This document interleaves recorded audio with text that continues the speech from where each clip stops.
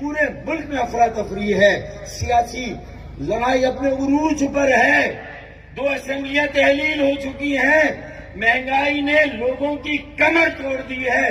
पूरी दुनिया में तेल की कीमतें कम हो जाएं, लेकिन हमें रिलीफ देने वाला कोई नहीं है। तो हमने 24 करोड़ पाकिस्तान के लोगों और खास तौर पर पाकिस्तान बनाने वालों, उनकी मौजूदा नस्ल की इज्जत और वकार की बहाली का सफर शुरू किया है।